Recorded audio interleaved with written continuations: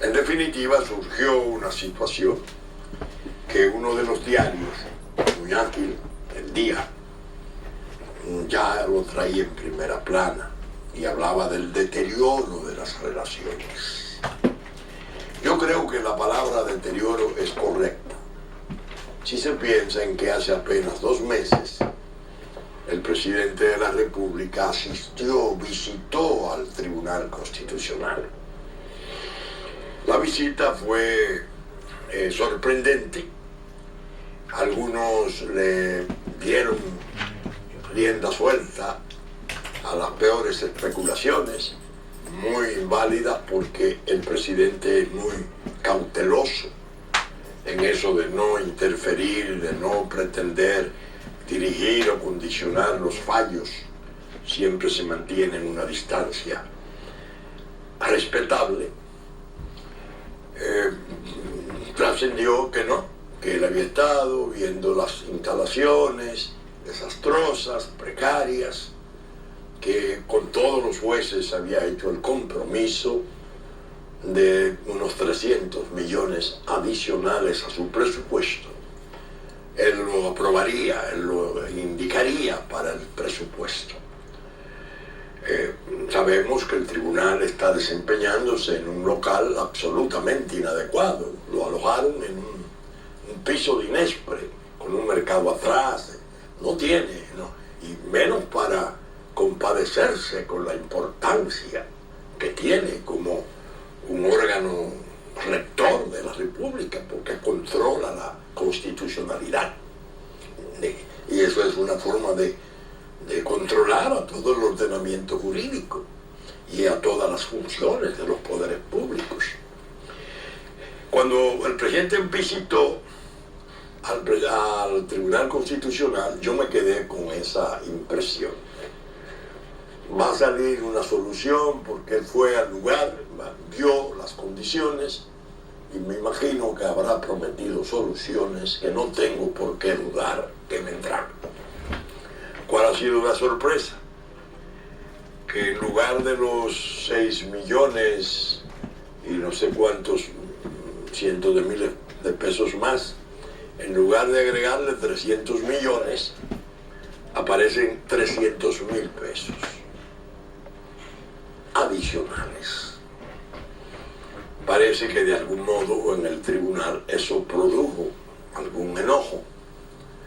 Lo vieron quizás como una especie de provocación, cierto sarcasmo en el gesto, que no se avenía a lo que se había hablado el pleno del tribunal con el presidente.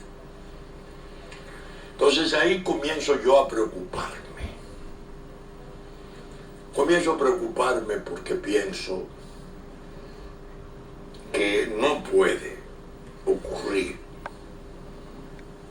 ni debe ocurrir, que aparezca una versión como la que la propia prensa del día en que esto se graba afirma, que el director de presupuesto le declaró a la comisión bilateral que le habían aprobado 200 millones en lugar de 300, pero que él por error se deslizó, no se dio cuenta que fue a parar no al Tribunal Constitucional, sino al Tribunal Electoral, Superior Electoral. Eso naturalmente le sirve de estribo a las comidillas. Comienzan las intrigas al Tribunal Superior Electoral porque hay un proyecto de reelección.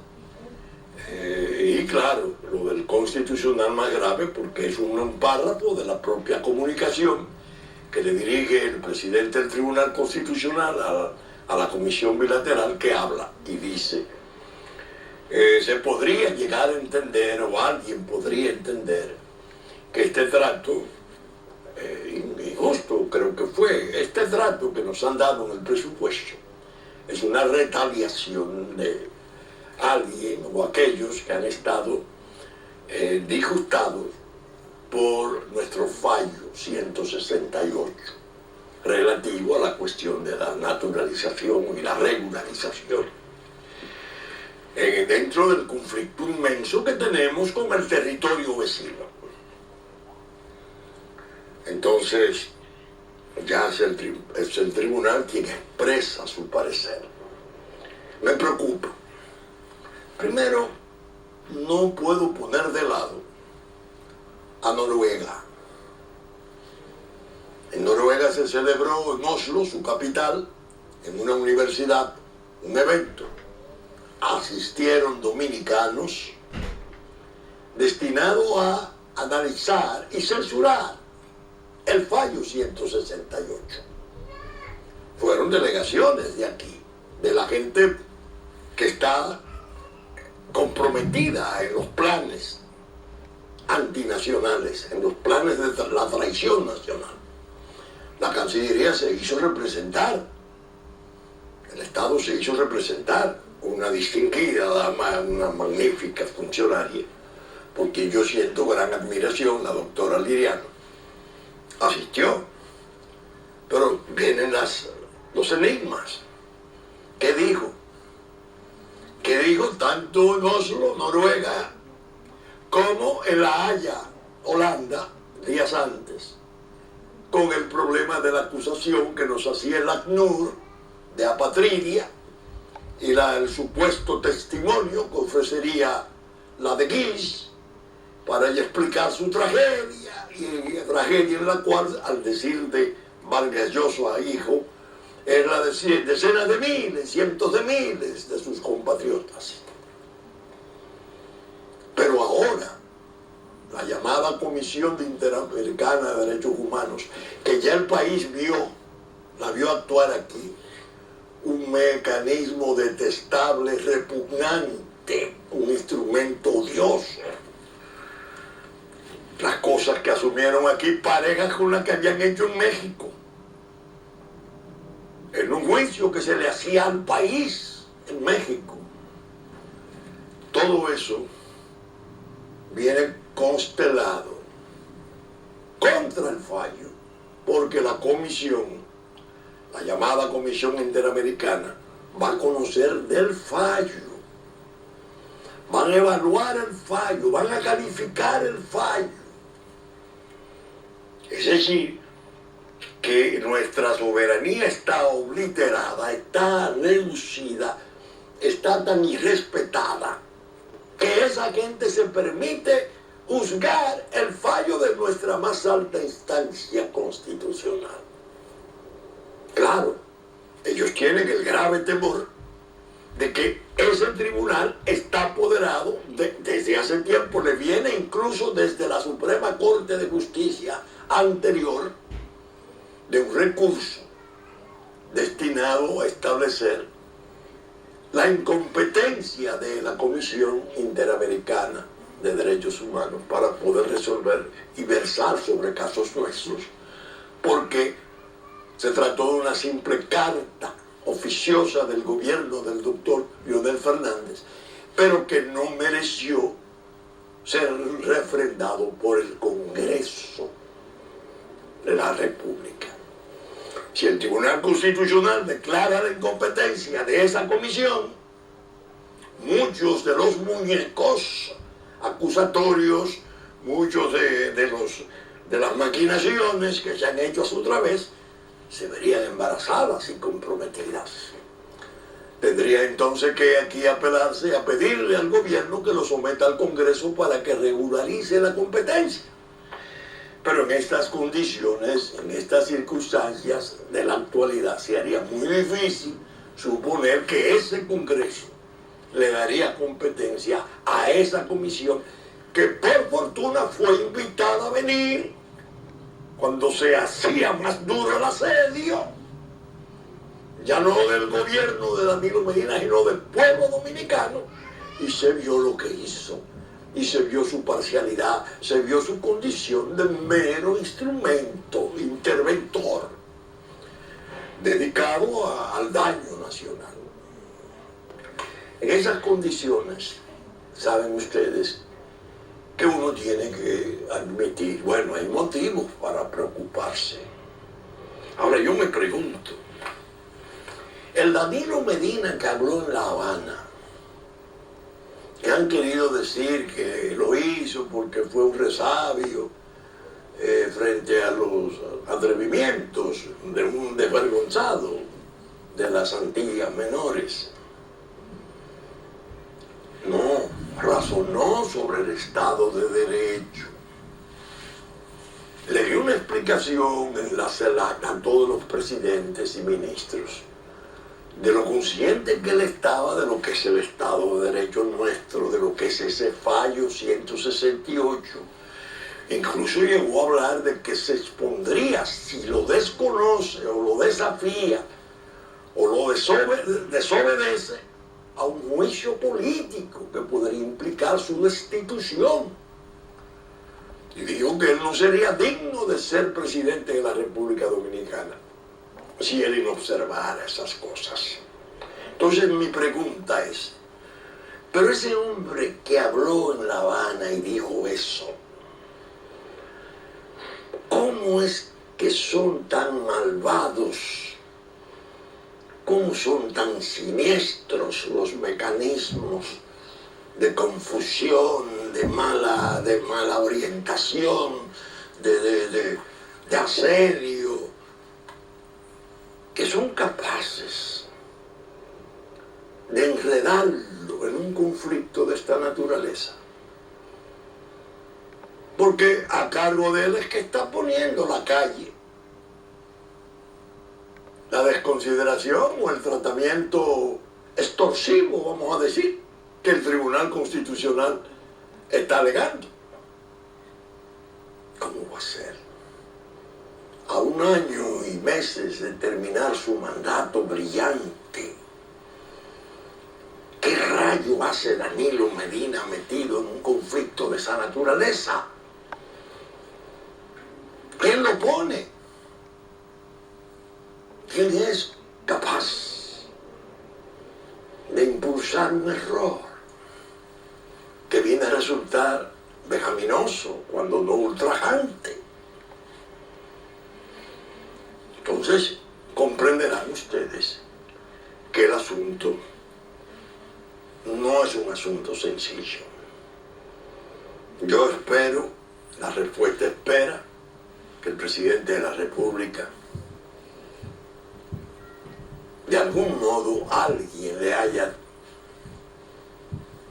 comentado el programa de la respuesta del pasado domingo. Especialmente que le dijera el valor que yo le atribuyo a la soledad. La soledad es imprescindible, crucialmente imprescindible para aquellos que toman decisiones trascendentales.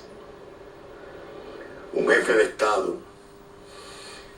que enfrente un panorama, un estado de cosas como el que está viviendo este país, mientras más en soledad piense y se conserve, mayor será la garantía de que sus decisiones serán las mejores.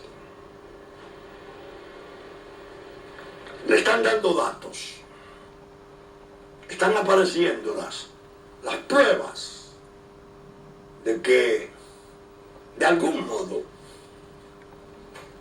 él viene resultando deformado. Viene resultando deformado. Lo pretenden reputar como astuto, pero astuto hacia la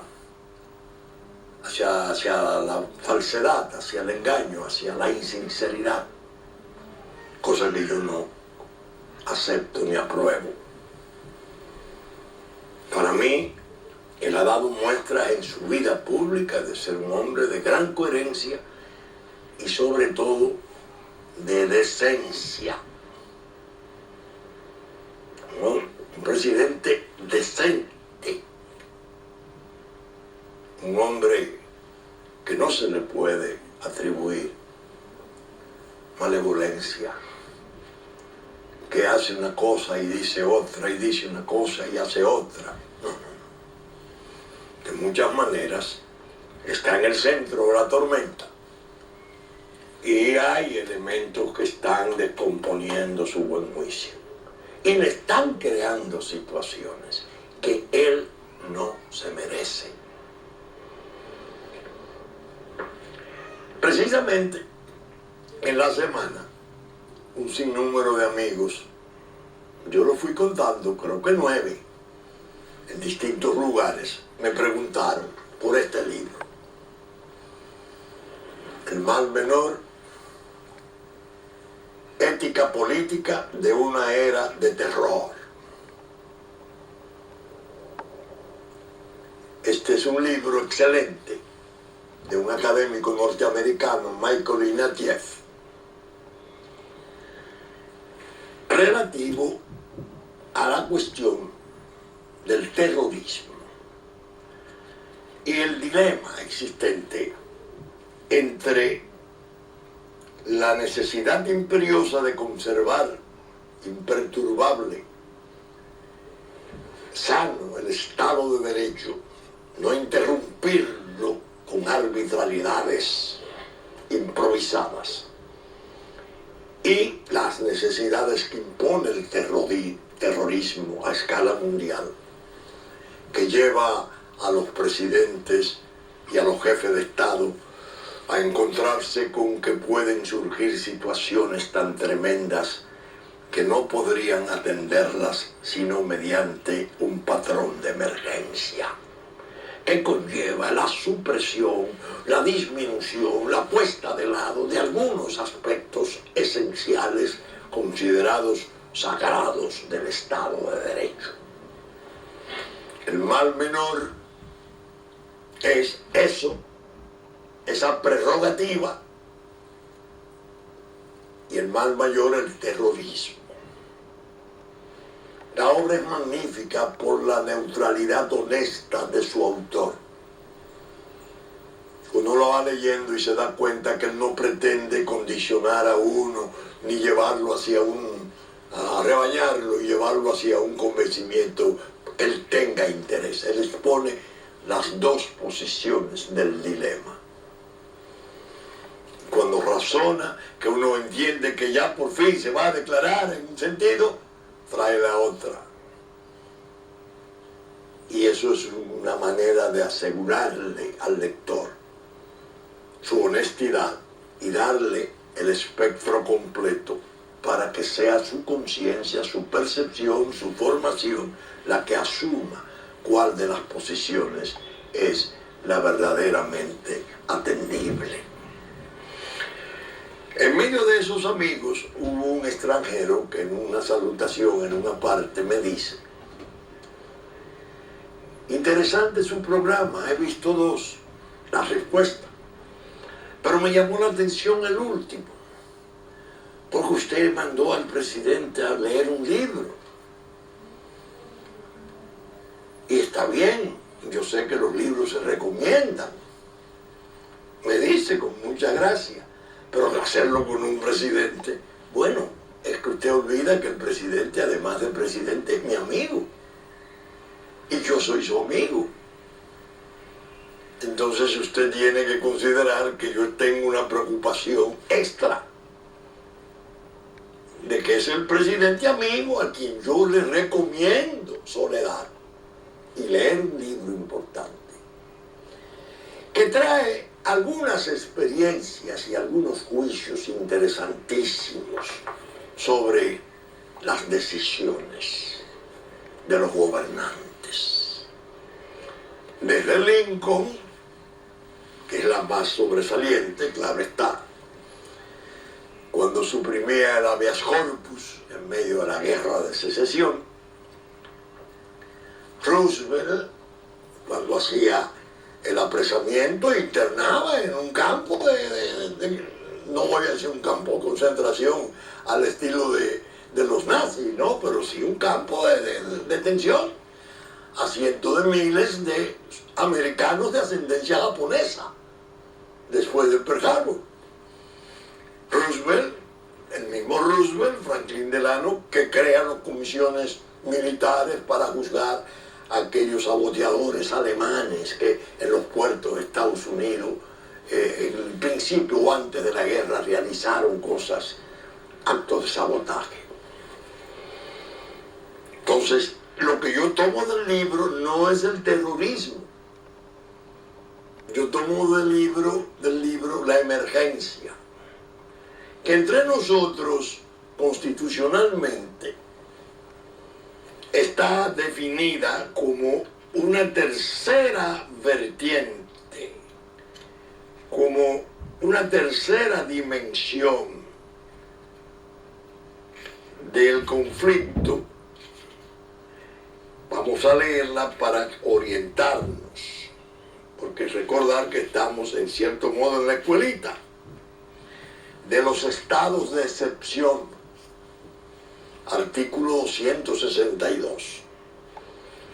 Lo define: estado de excepción, aquellas situaciones extraordinarias que afecten gravemente la seguridad de la nación, de las instituciones y de las personas frente a las cuales resultan insuficientes las facultades ordinarias.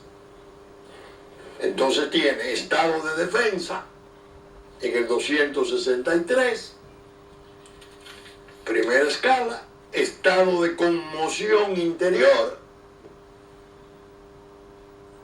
y el estado de emergencia. Tiene tres planos la situación de excepción. Entonces yo le he dicho al presidente desde aquí: presidente, estamos en emergencia. Pero no es una emergencia equivalente a la tercera dimensión constitucional nuestra, no. Es la emergencia del conflicto. El conflicto que estamos confrontando está exponiendo al país a la necesidad de considerarse en un estado de excepción.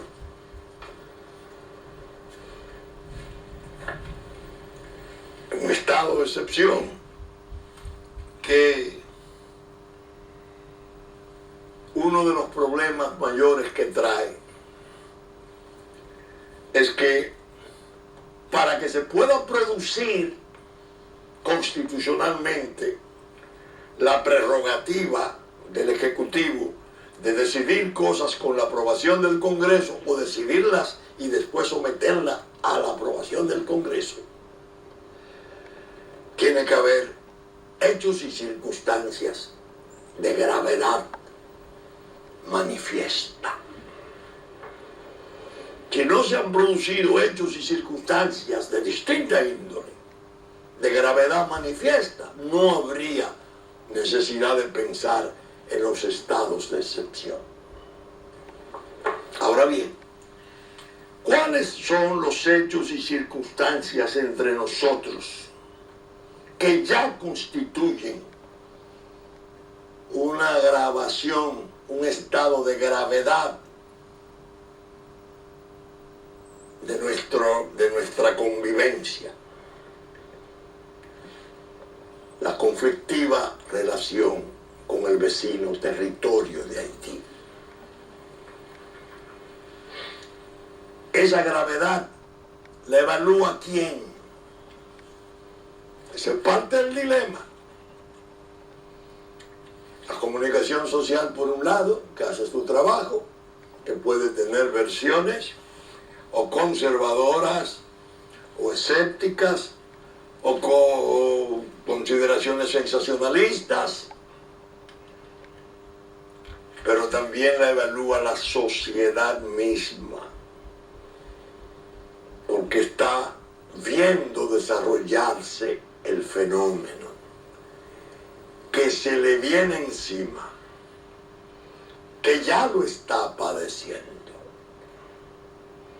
Es decir, al dominicano no hay que leerle libros ni constitución ni hablarle sobre la naturaleza de la conflictiva situación que está engendrando ese derrame de población, esa población injerta esa nación que nos quieren insertar. Ya lo ha venido viendo con paciencia. La inobservancia de la Ley Nacional de Protección del Trabajo, letra muerta. Sus trabajadores desplazados en el área rural casi en un 98%. Sus trabajadores de la construcción, en fábrica, etcétera, en lugar de ocupar en los dominicanos el 80% que manda su ley, están reducidos tal vez al 20% que esa ley le conserva al extranjero. Pero ya está viendo en sus calles, en sus caminos, en sus carreteras, en sus vecindarios, una presencia masiva, desordenada, tornándose cada vez más agresiva. Es decir, el dominicano está entrando en crispación. No puedo jamás decir miedosa, porque el dominicano no conoce miedo. Es tolerante y se confunde mucha gente al evaluarlo hasta que llega un punto en que su convencimiento lo lleva a reacciones no siempre deseables, que yo llamo reacciones tetánicas, imprevisibles, calamitosas muchas veces, y de gran turbación, de dramática turbación de la convivencia. Peligros jurídicos en la nacionalidad no hay que ponerle mayor interés en demostrarlo. Hemos visto el fallo como ha sido resistido, el reglamento que de la otra parte supuestamente beneficiaria de sus disposiciones no se prestó nunca para eso, porque en el fondo nunca tuvieron interés en la regularización, sino en la naturalización automática de cientos de miles, cuando no de 1 o 2 millones. Era la aspiración de Naciones Unidas, dicho aquí en televisión por el señor representante Vargas Llosa. Esperábamos la nacionalización, la naturalización automática, Vienen ahora esos señores, el juicio pendiente, el Centro Kennedy muy activo, la Comisión de Derechos Humanos, ya vimos la experiencia de México, ya vimos los artículos del diario El País poniéndonos una esvástica nazi a la nación. Ya oímos lo que fue la patria en Holanda, ya vimos a Ban Ki-moon, ya vimos al vicepresidente Biden, todos conduciendo a que el Estado permanezca indefenso, como se puso el propio Estado al renunciar, prohibiendo a su soberanía, a la facultad inherente de deportar al extranjero ilegal, irregular, y abrir las fronteras de tal modo que un médico cubano que fuera detenido junto con unos haitianos hace unos días declaró: yo vine así porque me dijeron allá que para entrar a República Dominicana no se necesitaban papeles. La jipeta con los 20 ocupantes, los fenómenos del barrio 27 de febrero, las pensiones, las guaguas con las maletas de individuos que no hablan una palabra de español, que jamás han estado en el país, que vienen a naturalizarse. No, vienen a ocuparnos para crear una situación de una minoría numérica jurídicamente inaceptable, pero entonces viene el aparato internacional a hacer las presiones, a ver de qué modo doblegan al Estado Nacional y lo llevan a la transformación del Estado binacional, que es una manera de hacerlo desaparecer. Junto con su historia, junto con sus héroes, sus fundadores, sus mártires, todos sus símbolos, todas sus luchas.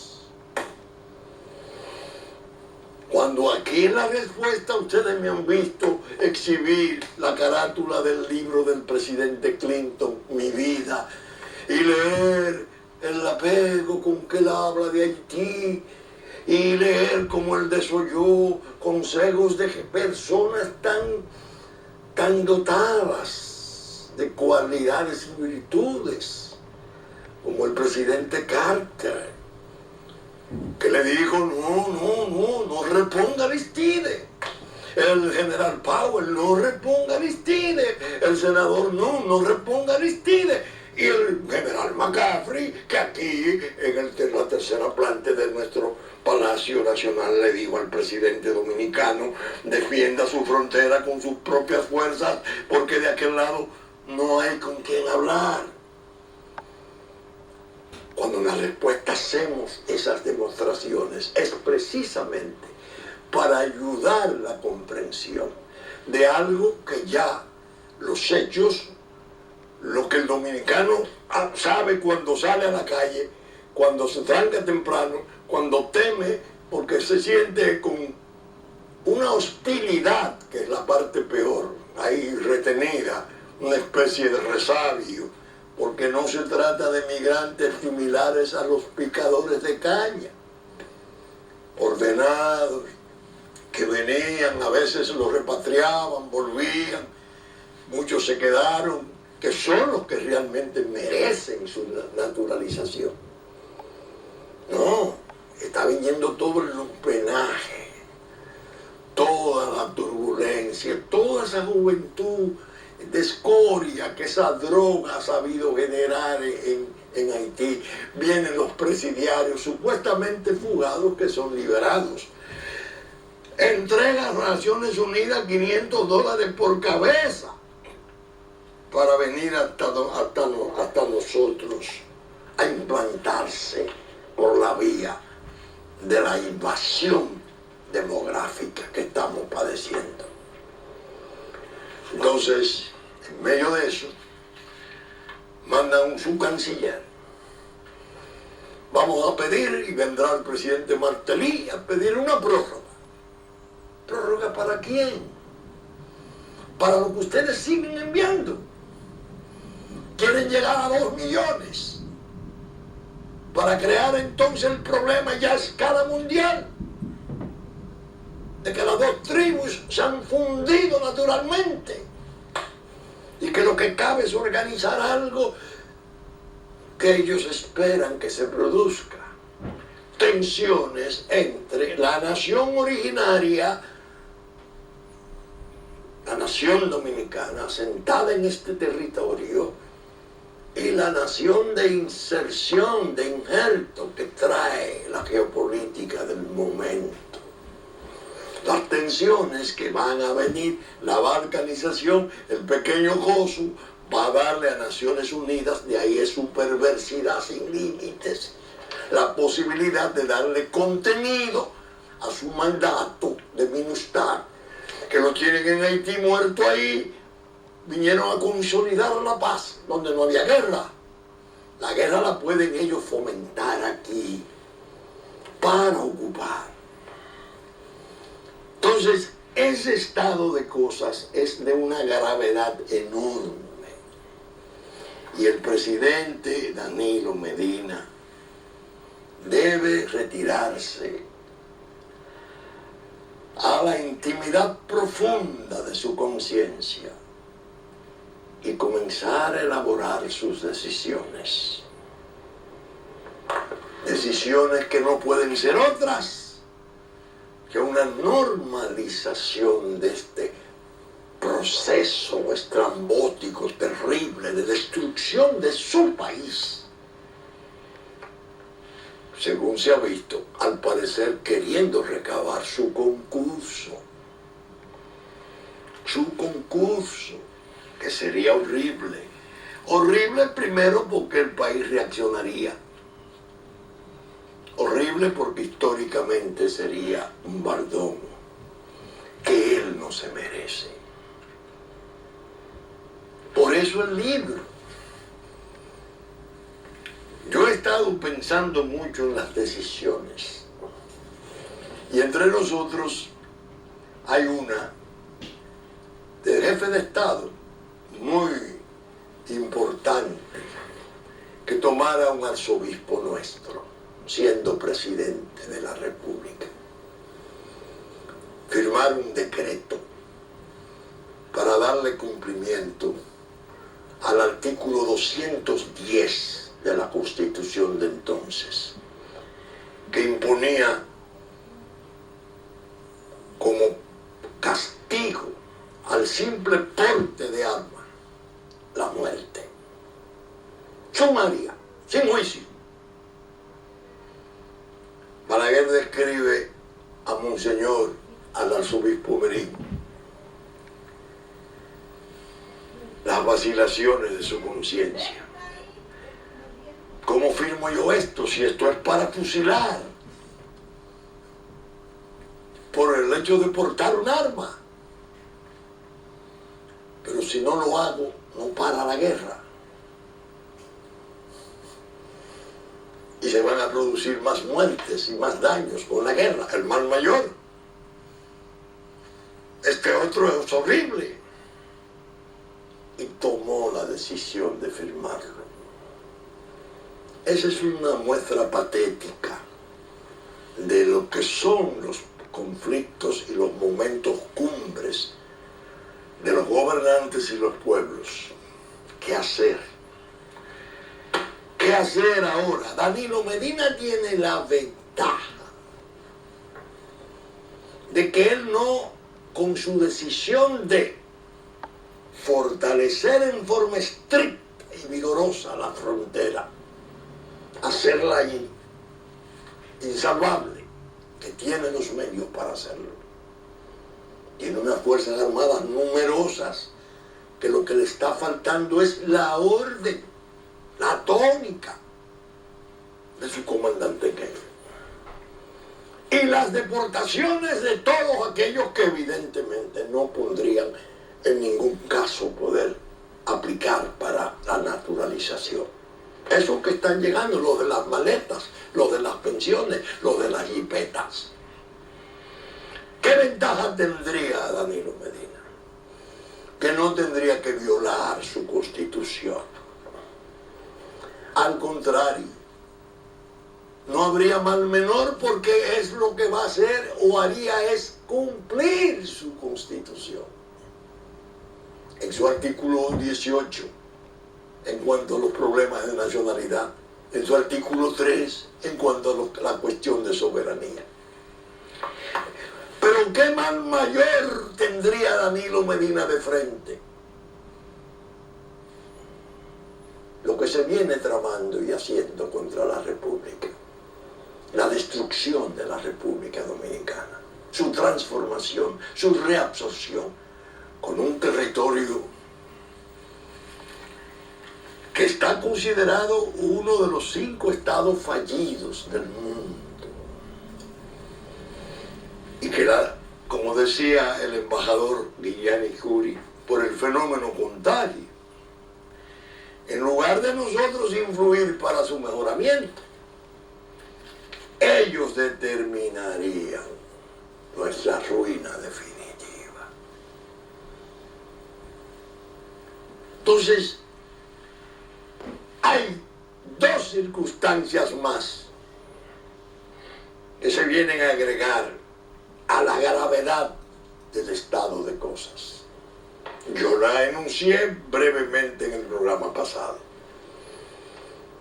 Nuestros bosques en la cordillera central fronteriza, ya muy avanzado hacia adentro, las sierras nuestras están siendo arrasadas, devastadas esa inmigración, por ese derrame demográfico dirigido de ONU, que ONU está guiando. Los daños ecológicos que se le está haciendo a este país lo están propiciando Naciones Unidas. Oiga, generadora de apatridia, porque no ha sido capaz de contribuir y hacer la documentación que ahora dicen los haitianos que le den un chance para ver si ellos mejoran. No, los bosques. Nuestras Fuerzas Armadas, conforme al artículo 260, tienen el mandato constitucional. Entre las cosas que tienen que hacer es la preservación de la integridad del territorio y una situación de enorme catástrofe como la que viene produciéndose, porque el 86% del carbón vegetal que se usa en Haití proviene de los árboles nuestros. Eso aumenta la gravedad del trastorno, eso obliga a la contención rígida de la frontera. ¿Responsabilidad de quién? De Danilo Medina Sánchez. Otra vertiente todavía más dramática: el virus de la ébola. Preocupación del mundo. El mundo se está desquiciando. Las naciones de más alto desarrollo, a la cabeza el presidente Obama, están empavorecidos. Nosotros hemos permanecido indiferentes, pese a que Haití tiene una frecuente relación, estudiantes, trabajadores, en los estados de África que están con el problema. En Estados Unidos se está valorando la posibilidad de suprimir los vuelos. Nosotros no podemos. Entonces viene la ingenuidad de mucha gente de aquí que quiere acomodar las cosas. Bueno, son los riesgos que todo el mundo corre, no es verdad. Un Estado lo primero que hace es que cierra la frontera. No la cerramos con el cólera, que fue una imprudencia no hacerlo. Es decir, para Danilo Medina el mal mayor es primero el destino de su patria, de su Estado, que puede terminar abolido. El desorden inmenso que puede producirse en el choque de poblaciones y la eventual intervención multinacional a escala mundial que se haga de la isla. El desastre ecológico. Y ahora, como si faltara algo más para la tragedia, el ébola. Un caso que aparezca en Haití, un caso en Haití, no aquí, en Haití solo que aparezca, derrumba en gran modo la estructura turística nuestra. Y si pasa para acá, que Dios se apiade del pueblo nuestro. De manera que se ve que el presidente Medina está situado en un escenario de conflictividad enorme. ¿Por qué esperar las violencias? ¿Por qué esperar las tensiones? Que puede ser pretexto para aquellos planes de ocupación. ¿Por qué no actuar desde ahora en forma preventiva? ¿Por qué no salir al mundo a defender esas posiciones? Yo, entre las cosas que estaba leyendo, me gusta hacer siempre observaciones marginales. Tenemos un CD devastador, pero no lo podemos incluir por razones de tiempo, sobre la tierra perdida, el territorio haitiano y el desastre del arrasamiento de su suelo, de sus bosques. Una tragedia inmensa que la comunidad internacional debió de asumir como su responsabilidad. No aumentarla con la destrucción nuestra. Dos vicepresidentes de Estados Unidos, Al Gore, que ganó las elecciones, y que en los colegios electorales pudo ser despojado por una decisión de un fallo que todavía es objeto de escándalo. Hizo un documental sobre el cambio climático, que lo hizo merecedor del premio Nobel. Cuando llega a la isla de Santo Domingo, en las visiones, presenta las dos partes de la isla, la nuestra y la haitiana. Y decía, ¿qué significa ese verde? Que en ese país ha habido política pública sobre ecología, sobre el bosque, sobre la preservación del bosque, que del otro lado del certificado jamás la ha habido. Es un argumento mundial, de fuerza mundial, que nosotros esgrimiendo ese solo argumento en los escenarios del mundo, ganaríamos el apoyo de instituciones muy fuertes, de partidos políticos muy importantes, de emociones de poder, de naciones de gran poder. Estoy hablando del bosque. El otro vicepresidente, Biden, vino y al irse recordó el reglamento. El reglamento, ese del conflicto, ese que está ahora para hacer, díctese otra cosa, denos más plazo, es decir, denos tiempo para seguirle metiendo gente. ¿Qué diferencia entre el comentario documentado del vicepresidente Gore y la misión triste que el presidente Biden tuvo que cumplir? Él, que tiene la experiencia de haber sido congresista durante 36 años en su país, sabe mejor que nadie de qué estamos hablando. Pero eso no lo justifica que lo sepa. Lo que lo complica y para nosotros resulta inaceptable es que él participe en esas exigencias. Qué bueno hubiese sido que él dijera: yo vi el documental del vicepresidente, del ex vicepresidente Al Gore, y la verdad es que hay que buscar otra solución. Esta parte del este de la isla ha sido preservada. Aquí ha habido políticas públicas, aquí ha habido luchas, aquí ha habido compromiso, aquí ha habido sacrificios.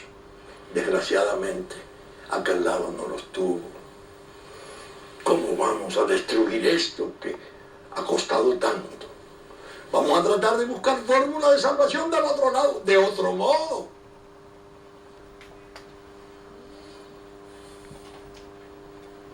Que el problema no es nuevo, viene de lejos. El presidente Franklin Delano Roosevelt, siendo secretario de Marina antes de ser presidente, con el presidente Wilson, vino a la República Dominicana y fue a Haití. Y dice su biógrafo McGregor que después se vio en un embarazo muy grande cuando en una campaña dijo con jactancia que él había escrito la Constitución de Haití. Le trajo una serie de conflictos enormes. Pero observaba que la intervención que se hizo entre nosotros fue de 8 años, hasta el 24. Y la del otro lado fue hasta el 35. 11 años más. El béisbol no se pudo desarrollar allá, quedó el fútbol. Los hábitos, las costumbres, predatoria, el hacha, colín, candela, etcétera, para el bosque, no se pudo corregir. Entre nosotros sí fue posible, porque esencialmente son dos pueblos diferentes, que no necesariamente tienen que ser adversarios, ni tienen que seguir en odios, ni en recriminaciones, pero que cada quien tiene que cuidar de lo suyo. Y a la cabeza de ese cuido está el ciudadano Danilo Medina Sánchez. Presidente, soledad y reacción. No consienta que le enreden en trastornos institucionales. No consienten que nos traten de asemejar a lo que está pasando al lado, que tienen unas elecciones congresionales hace 4 años y no la pueden celebrar. No consiente que se den signos de tribalización en nosotros. Hable de su Estado de Derecho con el orgullo que lo hiciera en La Habana, con la valerosa humildad que tanto lo enalteció. Ponga las cosas en orden y baje líneas directamente usted para que no haya los extravíos de esos ínfulas virtuales de poder que están por ahí maquinando maldades contra su país, sin reparar en que usted va a ser resultado el responsable esencial de las desgracias que puedan ocurrir. Saben ustedes que estamos saliendo por el canal 33, el super canal 33, a las 11 de la mañana de domingo, 3 del cable, que asimismo Cinevisión canal 19 a las 12 del mediodía de domingo, como Teleimpacto a las 12 del mediodía, canal 52, y 22 del cable y a las 9 de la noche, que ya nos anticipó Teleradio América, canales 45 y 12 del cable, a las 12 de la noche de sábado. Ya nos anticipó TV3 de TV Musa, de Canal Musa de Puerto Plata, TV3, TV Plata de Puerto Plata a las 5 de la tarde de sábado, que asimismo Telefuturo, Canal 23 a las 8 de la mañana de domingo, Telenor de San Francisco de Macorís al mediodía de domingo y a las 6 de la tarde de domingo, que asimismo reproduce nuestro programa